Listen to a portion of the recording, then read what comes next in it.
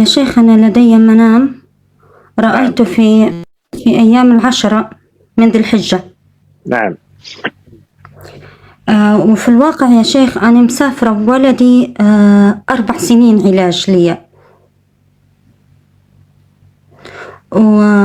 ورأيت المنام بعد استخارة. يا شيخ رأيت في المنام إن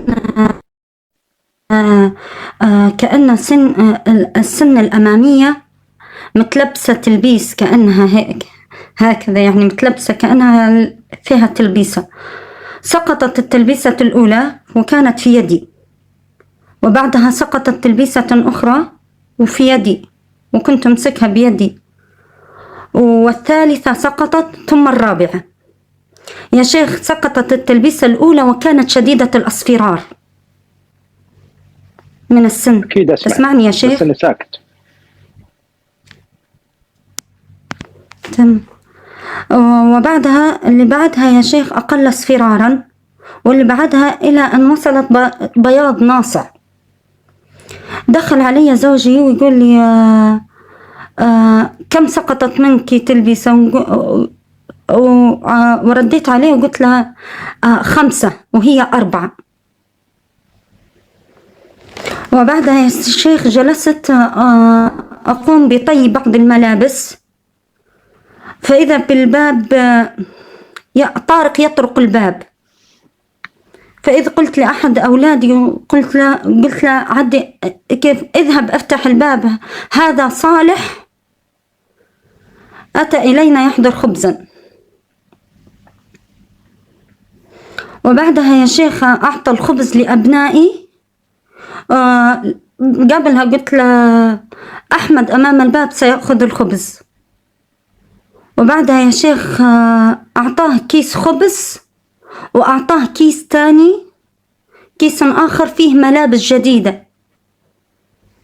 وإذ رأيت بالملابس بالبدلة الأولى بدلة صفراء، وأقول في نفسي هذه معنى هذه لحلا بنتي.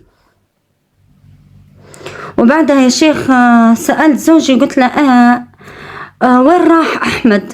وين أحمد؟ وهذا أحمد هو الولد المريض. قلت له وين راح أحمد؟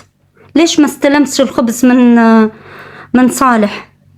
صالح هذا يا شيخ يقعد زوج أختي بس ما دخل للبيت، عطى الكيس وذهب. زوجي رد علي وقال لي بمعنى أنت دائما تفكري في أحمد ذهب يلعب في الشارع وما يطولش إن شاء الله يرجع. وانتهى المنام. كم عندك أبناء ذكور؟ 5. أنت تتعالجين فين؟ في أي دولة؟ أنا من ليبيا يا شيخ. أنت تقول إن إحنا أعالج ولدي. إيه أنا في ليبيا. المنطقة اللي نعالج فيها تبعد عن منطقتنا 400 كيلو. شفاه الله. الله المستعان. وإيش مرض ابنك؟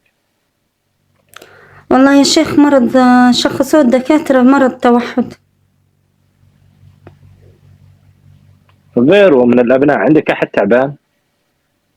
لا. لأن في المنام السن الأول أصفر الثاني أقل. كيف صحة خلفتك البنات والأبناء؟ في أحد منهم كذلك تعبان؟ لا يا شيخ ما شاء الله كلهم بصحة جيدة. يا رب لك الحمد لله. أسأل الله عز وجل أن يشفي ابنك يا رب مما هو فيه. لكن ما هي مراحل، قد تكون مراحل علاج، قد يكون مراحل ما أدري. أسأل الله تبارك وتعالى أن يشفي يا رب. يا شيخ هي السن الأخيرة شديدة البياض، أصبحت كل سن بياضها أكثر من اللي قبلها. نعم. هو دائما الأصفر ربما يدل على التعب والمرض، سواء كان الملابس أو اصفرار الجسم، فيدل على التعب. هذا كلام أهل العلم في مسألة التعبير. علماء التعبير يقولون يدل على المرض الأصفر عموما. فأسأل الله عز وجل أن يشفي ابنك يا رب. لكن في المنام في شيء يخصك يخص زوجك، أتكلم به ولا عدي؟ تكلم يا شيخ. ما كيف تكلم يا شيخ. والله يا زوجك- شيخ أنا لي فترة شوف فترة زوجك قال نحاول لك كم؟ نحصل قسط. طيب اسمعين، قال لك زوجك كم؟ قلتي له 5 وهي 4 قال صح؟ ايه وش معناته؟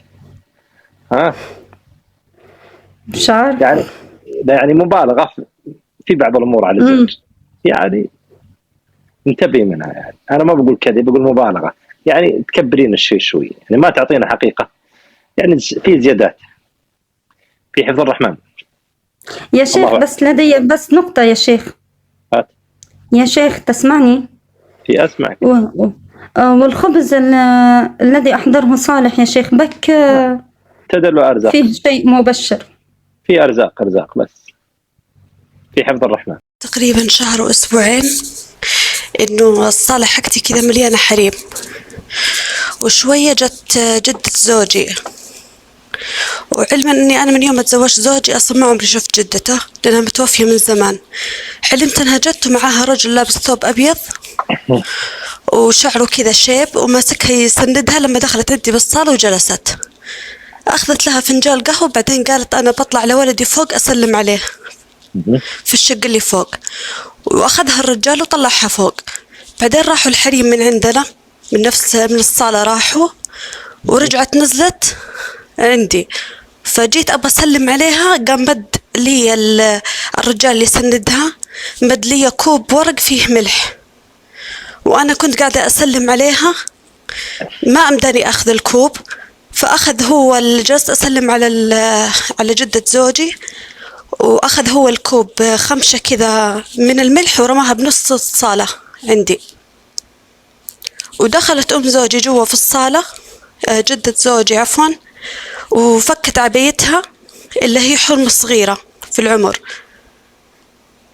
شعرها كذا بمنتصف الظهر وشابة. فجلست أقول يعني ما شاء الله تبارك الله، يعني هذه عندها أحفاد وأحفاد الأحفاد. وانتهى الحلم يا شيخ. ما أدري، الله يصلح الحال والأحوال.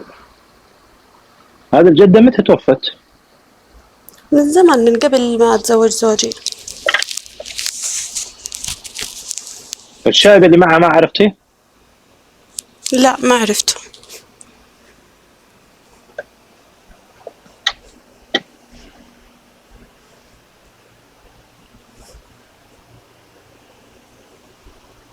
أم زوجك حية؟ أم زوجي أيوة. والشايب اللي معه هذا كيف صفاته؟